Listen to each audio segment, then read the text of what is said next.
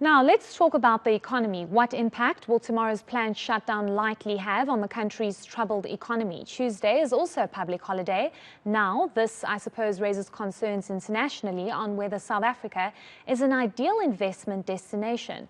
To discuss this further, we're joined now by economic development specialist and policy analyst, Professor Daniel Meyer from the University of Johannesburg. Thank you so much for your time, Prof.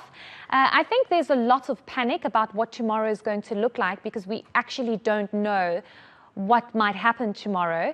But just give me a sense of whether or not there is going to be any significant economic impact, given people are already going away because of the public holiday on Tuesday. Yes, thank you and good evening. Thank you for the opportunity. Look, tomorrow is just a normal day for South Africans. There could be riots, there could be things happening, but we are Africans and we're tough Africans and anything could be handled.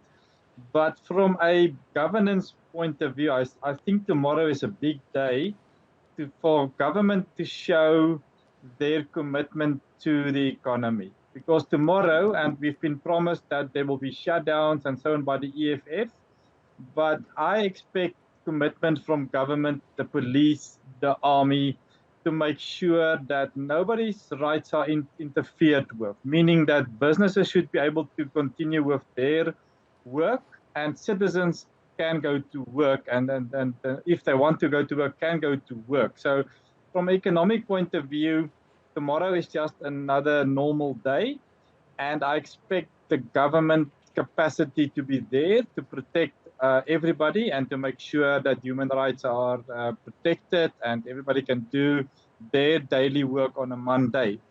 It is very important for government to prove that tomorrow. And in terms of economic impact, yes, if there's a huge impact, like freeways and highways are closed by the EFF and they are successful in doing that, that will have a huge impact on the confidence in the country seen from the outside. So even from the inside, but also the outside will think, no, there's no law and order, there's a problem in South Africa. So it's very, very important that government take control tomorrow from all aspects.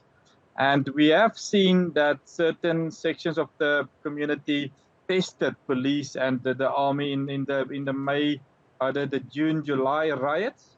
It was a success from their point of view. There were no good response, but I think they should have learned.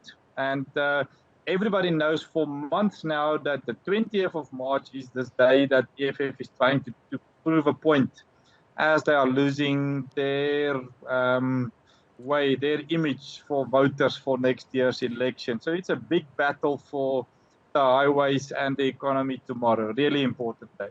Yes, Prof. Before we move into what this could mean from an international investment perspective, I'm wondering what your thoughts are. You mentioned the July unrest and the riots that took place, where we saw companies really suffering as they were really hard hit by those riots and the looting.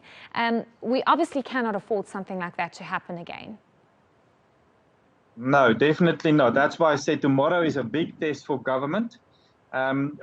We've seen those riots and the impact on the way the outside world are seeing us. How do we test that? How do people see us from the outside, the economic point of view? It is how well the JSE is doing. The JSE tells us how people from external parties see South African economy. And we've seen in the July riots, there was a slump in the JSE. And currently, we have seen the JSE also basically crashing. We can talk in terms of percentages that we've dropped. The last week, we've dropped, I think, like 4% or 5% of the JSE's value. That is huge. In the old days, we would have said this was a bloodbath on the markets this week. It was a huge negative week this past week. Not because of promises of riots, it's because of the financial system in the world, the banks that went bankrupt, and it could affect our banks also. So there's other external factors that's coming in. but we can measure how the outside world value us in terms of the JSE as well as the rand-dollar exchange rate. And if tomorrow is a success for the EFF, it will clearly be a very negative day for our economy. The values we cannot talk now, but I'm not predicting there's going to be a huge success for EFF because we all know that they've prepared for this and our security forces will be ready for this. What is important that we have policy certainty in the country. There's no bigger killer for any economy if we've got policy uncertainty.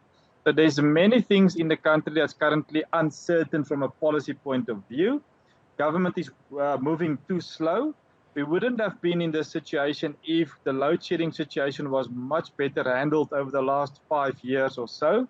So it has been very poorly handled by government and the president specifically. If we can point fingers, we can point fingers to him.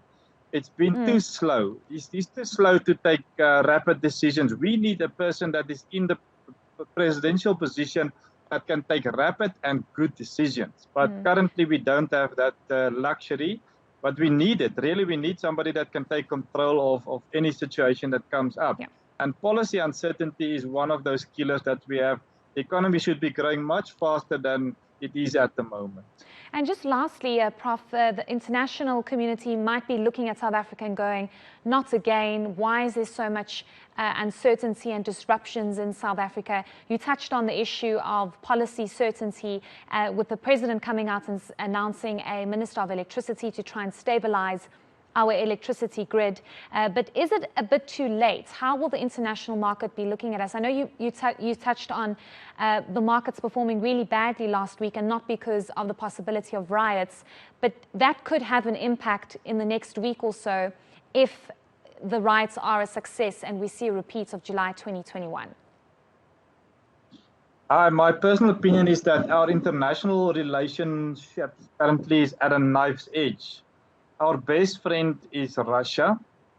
Our other best friend is China, part of the BRICS countries. That I can understand that's because of the BRICS countries, but we shouldn't have those type of friends at the moment. We need friends that is our economic friends, the ones that we are exporting towards, that can assist us with growth.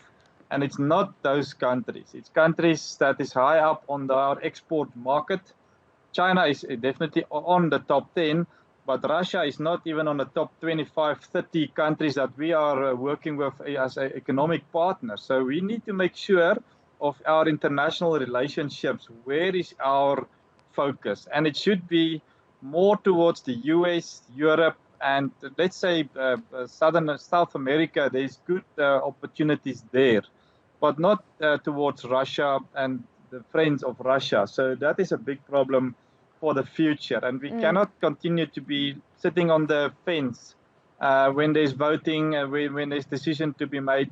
We need to have more strong economic friends and better economic policy to attract, like the president wants to attract foreign direct investment, but not in the current situation where we've got the wrong friends, we haven't got electricity capacity, so that whole program will not be a success. Okay, thank you so much for your insights. We do appreciate it. That was Economic Development Specialist and Policy Analyst, Professor Daniel Meyer from the University of Johannesburg.